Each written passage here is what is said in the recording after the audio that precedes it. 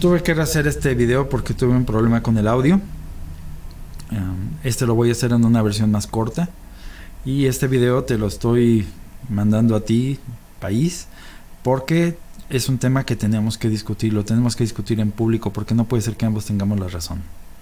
Este es un resumen del otro video. El otro, el que quiera verlo, va a tener un audio más bajito. Yo supongo que aquí el audio está bien logrado. Les pido disculpas porque sí me tengo que aventar un rollito, me van a tener que aguantar algunos minutos.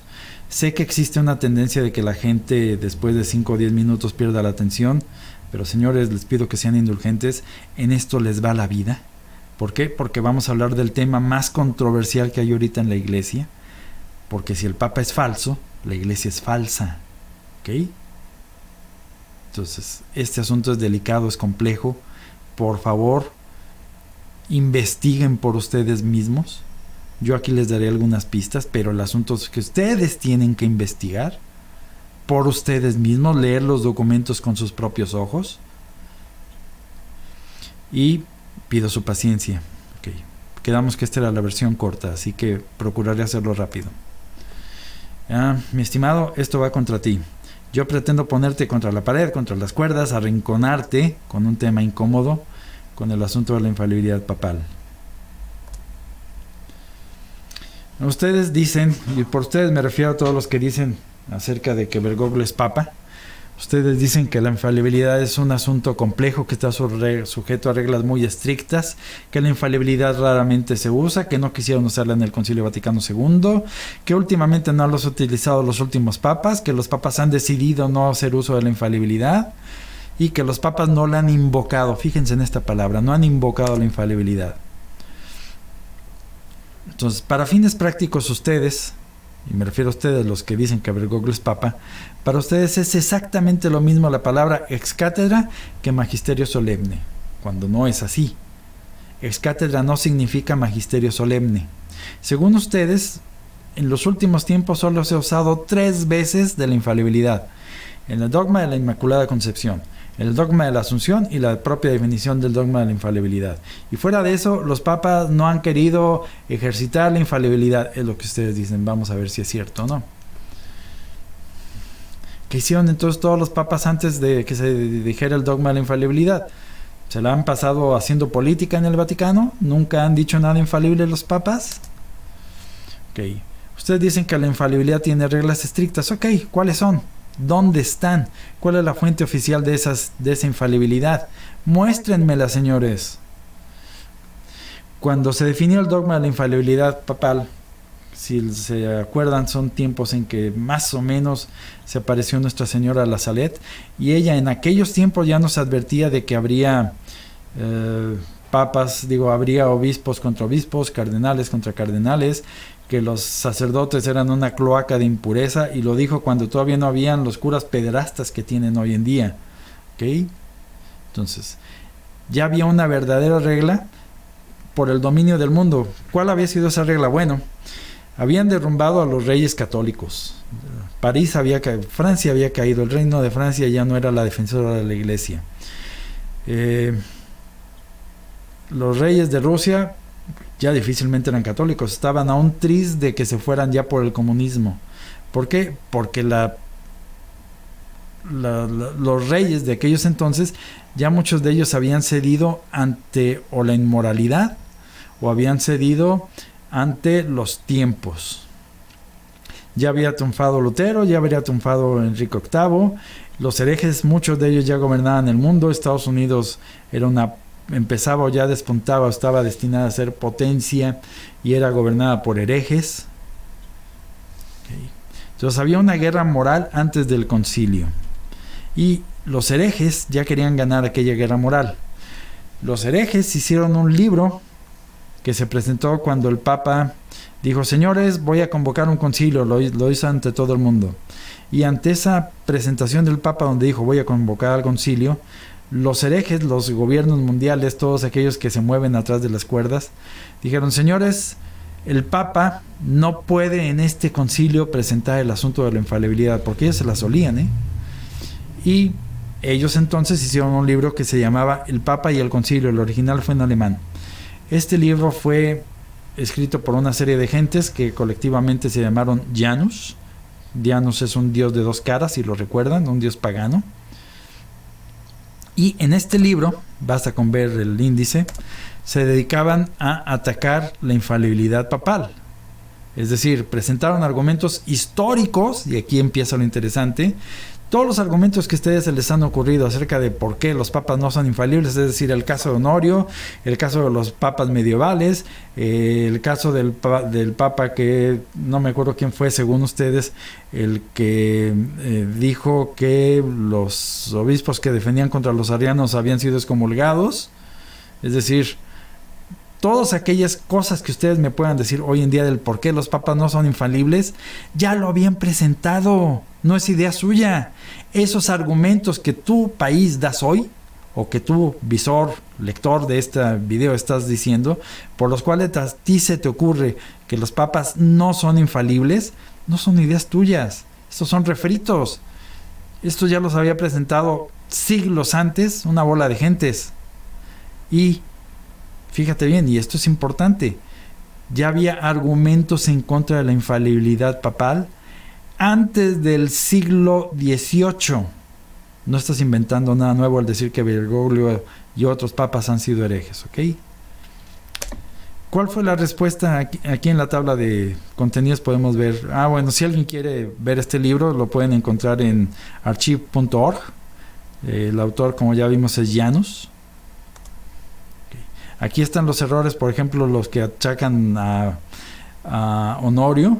Aquí ponían todos los casos por los cuales ahí tienen Honorio. Naturalmente el caso de Honorio no ha pasado desapercibido. El pontífice fue dicho expresamente que dijo cosas no dogmáticas en algunas cartas. Es decir, lo que ustedes, tú y Burke y todos los demás dicen hoy en día, no es novedad. Ya lo habían dicho los herejes en el siglo XVIII. Okay. Ahora bien, ¿cuál fue la respuesta oficial del Vaticano? La respuesta vino en dos modos. Por un lado, todos esos argumentos que tú presentas hoy fueron desechados históricamente con investigación histórica por una serie de gentes leales al Papa, gentes católicas, en un libro llamado precisamente Anti-Janus, y lo puedes encontrar también en archivo.org. Haz tu trabajo. No has investigado el asunto de la infalibilidad papal, te has dedicado a repetir lo que otros dicen y lo que tu mala conciencia te dice. No le creas a tus ideas, no le creas a tus apariciones místicas, ¿ok? No les creas. Cree lo dogmático que te enseña la iglesia. ¿Okay? Entonces, en un libro ya había sido demostrado que todos esos argumentos eran falsos. Honorio nunca fue hereje. Se falsificaron documentos. Lee el libro de Anti-Janus. Okay. Esa fue una respuesta de la iglesia, es decir, desacreditar punto por punto lo que Janus dijo, históricamente, con documentos en la mano. Por otro lado, vino una respuesta dogmática. ¿Okay? Vino una respuesta entonces basada en una forma de dogma. ¿Cuál? La constitución dogmática Pastor Eternus. Cuando ustedes se refieren a esta constitución, casi siempre se van a las últimas 5 líneas, donde está la definición de el Papa habla es cátedra, así, así, así, así. Okay. Es decir, ustedes sacan de contexto la definición dogmática. Señores, la propia constitución dogmática es el contexto. Entonces aquí vamos a leer el contexto en el cual debe entenderse esa definición dogmática. Si la separas del contexto, no la entiendes. Tienes que leerla dentro del contexto. ¿Ok? Ahí va. Vamos a empezar por saber qué significa la palabra Pastor Eternus, que es así como se llama la encíclica. Pastor Eternus quiere decir pastor eterno. ¿Qué significa eterno? Pues significa que desde que tiene el ser, jamás, jamás, jamás, sin excepciones, pierde ese ser. Entonces, si hay un pastor que es eterno, significa que jamás fue otra cosa que un fiel pastor eterno, eternamente, por siempre. Pedro es el Papa, estamos de acuerdo, ¿no? Todos los Pedros son pastores eternamente, es decir, nunca serán mercenarios. ¿Por qué? Porque dejarían de ser pastores. Si son mercenarios, no pueden ser pastores. Una cosa contradice a la otra. O son pastores o son mercenarios. Entonces, si en un tiempo fueron mercenarios, ya no son pastores eternamente. ¿Ok? ¿Queda claro?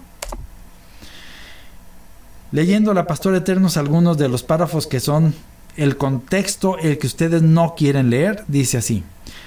Así el Espíritu Santo fue prometido a los sucesores de Pedro, no de manera que ellos pudieran por revelación suya dar a conocer alguna nueva doctrina, sino que por asistencia suya, del Espíritu Santo, ellas pudieran guardar santamente y exponer fielmente la revelación transmitida por los apóstoles, es decir, el depósito de la fe.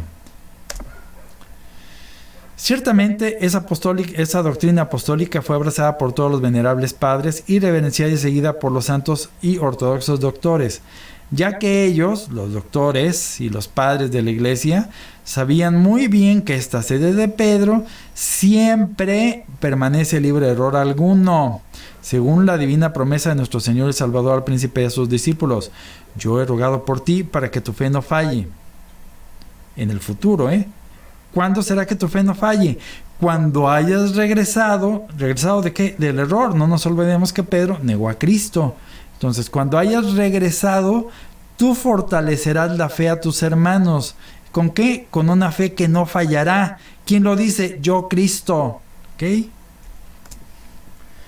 Entonces, este carisma, este regalo de Dios, porque eso es un carisma, un regalo de Dios a la iglesia, de una verdadera y nunca deficiente fue por lo tanto divinamente conferida a Pedro y a todos sus sucesores. Si Bergoglio fuera papa, tendría divinamente conferida este carisma. No lo tiene, no es papa.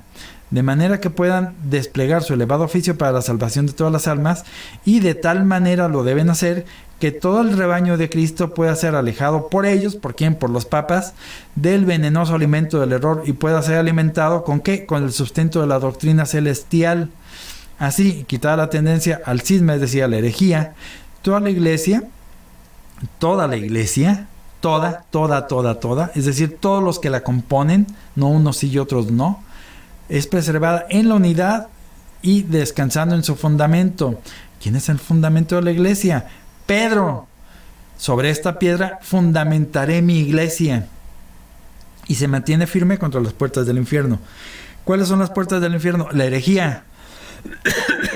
Entonces, así quitada la tendencia al cisma, toda la iglesia es preservada en la unidad de la fe ortodoxa, y descansando en su fundamento en Pedro, se mantiene firme contra las puertas de la herejía. ¿Ok? Pero ya en esta misma época, y el Papa lo decía hace 2 siglos, cuando es el siglo pasado, cuando es la eficacia salvadora del oficio apostólico es especialmente necesaria, se encuentran no pocos que desacreditan su autoridad. ¿Qué estás haciendo tú hoy en día, país? ¿Y qué está haciendo César? ¿Y qué César para Jesucristo? ¿Y qué está haciendo Damián Galelón y todos los demás? Pues están desacreditando la autoridad. ¿De quién? Del papado. Están minando el papado, están desacreditándolos, cuando deberían desacreditar a la persona, no al papado. ¿Por qué? Porque los papas son infalibles. Si este no es infalible, no es papa, punto. Nosotros juzgamos absolutamente necesario afirmar solemnemente la prerrogativa. ¿Cuál prerrogativa? De la infalibilidad, que el Hijo unigénito de Dios se dignó dar con el oficio pastoral supremo. Entonces, ¿da el oficio pastoral supremo? Sí. ¿Con qué prerrogativa? La infalibilidad. ¿A todos los papas? Sí, a todos. Oye, este no es infalible, no es papa. Punto. No le busques más. Ahí te lo dice muy claro la Pastor Eternos. Ahora sí, lleguemos a la definición. Esta es la definición a la que ustedes se refieren y la sacan del contexto. ¿Cuál contexto? Lo anterior que acabo de leer. El romano pontífice, cuando habla es cátedra, es decir, aquí van las reglas de la infalibilidad. Cuando el ejercicio de su oficio de pastor y maestro de todos los cristianos, en virtud de su suprema autoridad apostólica, es decir, cuando está haciendo la de papa, no cuando la hace de persona privada o la hace de obispo particular o de sacerdote particular. Define o sostiene, es lo mismo, una doctrina de fe o costumbres que debe ser sostenida por toda la iglesia. Es decir, cuando dice, nosotros los católicos creemos esto, ahí está definiendo el Papa. Definir no significa esto es nuevo, lo meto, no, ya quedamos que ellos sostienen una fe, ¿cuál? La que les fue transmitida por los apóstoles. Eso lo dijimos en el contexto. Posee entonces, porque en este momento está hablando es cátedra en estas dos condiciones, si lo hace como papa, es decir, como maestro y jefe de todos los cristianos, y se refiere a fe o a costumbres. ¿Qué significa fe? A dogma, algo que es indispensable para salvarse, o a bien a costumbres, que es costumbres moral. Posee entonces por la existencia divina que le fue prometida al bienaventurado Pedro, aquella infalibilidad de la que el divino Redentor quiso que gozara ¿quién? Su iglesia, en la definición de la doctrina de fe y de costumbres. Entonces, el destinatario de la infalibilidad no es Pedro. Él es el medio. Él nada más es el transmisor. ¿Para qué? Para que la iglesia tenga la infalibilidad. La infalible es la iglesia. El transmisor de esa infalibilidad es Pedro. Entonces, todo aquello que nos enseña la iglesia, ya lo dije en otro video, sale por boca de Pedro. Si la iglesia es infalible, lógicamente Pedro es infalible. Así de sencillito. Canon. De esta manera, si alguno, Dios no lo permita, tiene la temeridad de contradecir a esta nuestra definición, sea anatema. Entonces, país, Isaac, ¿tú sostienes que ha habido papas herejes? Sí. Ok, eres anatema. Tú, católico, entre comillas, privado, ¿dices que ha habido papas herejes? Sí, eres anatema. Tú vas a decir, ¿quién lo dice? Tú no eres nadie para anatemizarme. No, lo está diciendo el Papa. Si de esta manera, de manera que si alguno, lo digo quién, yo, Papa, no lo permita Dios, tiene la temeridad de contradecir a esta nuestra definición, sea anatema. Es decir, tú lo sostienes, pese a que el Papa te está diciendo que no hay papas herejes, sí, tú mismo te estás sacando de la iglesia. Oye, yo voy a misa, yo rezo el rosario, yo tengo visiones. No importa, no eres católico. ¿Por qué? Porque estás diciendo algo que el Papa prohibió que se dijera. Los papas son infalibles. Punto. Ok, vamos a sacar aquí cuáles son las frases relevantes.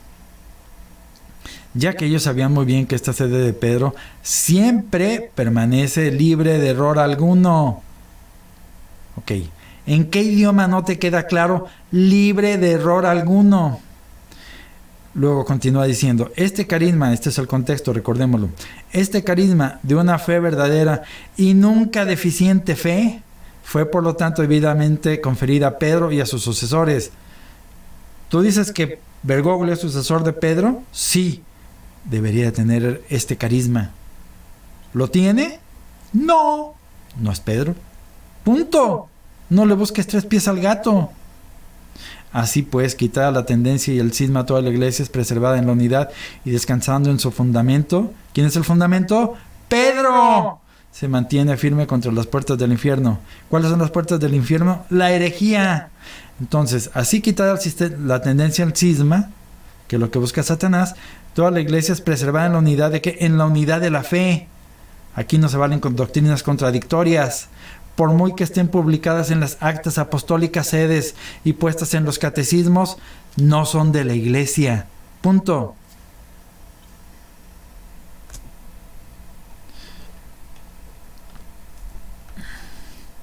Ahora bien, ¿cuándo el Papa es infalible? Vamos a retomar este tema.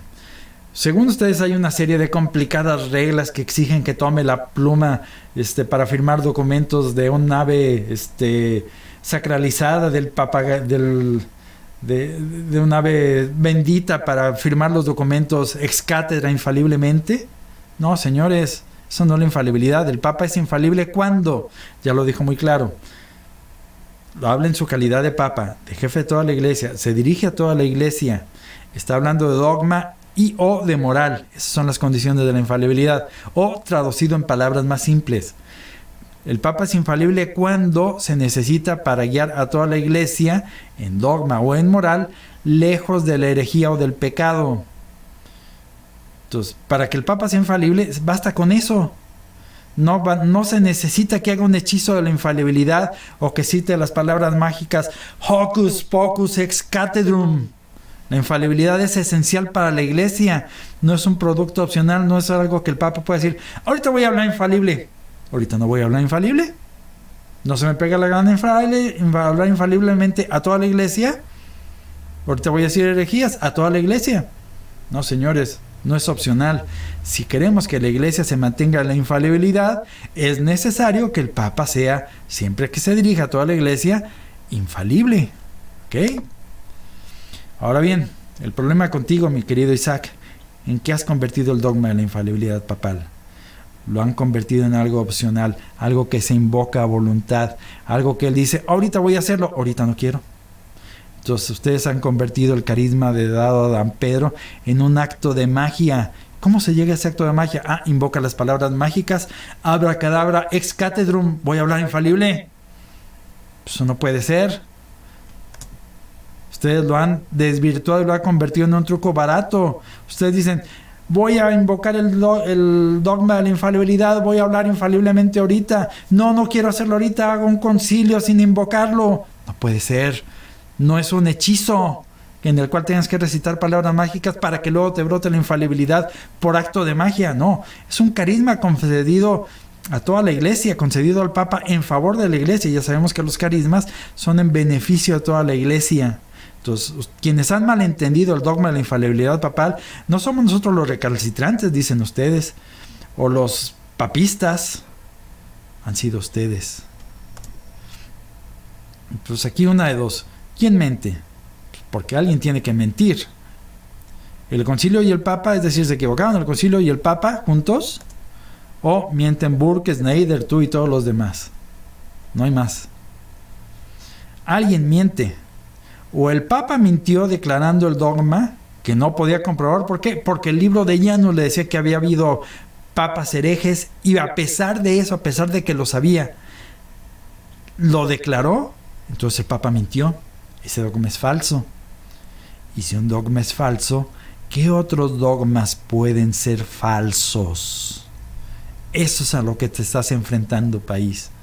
Tú estás diciendo que otros dogmas pueden ser falsos. No quisiera estar en tus zapatos, ¿eh? O bien el Papa y el Concilio mintieron y declararon el dogma una mentira a sabiendas, es decir, nos engañaron a ti, a mí y a toda la iglesia. Hicieron el embuste más enorme de este mundo, declarando una mentira, algo que se había demostrado que Honorio fue hereje y pese a ello el Papa dijo, esto es dogma. ¿Ok? ¿Qué otros dogmas nos han mentido? Una de dos. O ninguna vez nos han mentido, o bien tú, Schneider, Burke y la mayoría de muchos de los televidentes mienten. Y lo hacen a pesar de toda su buena fe.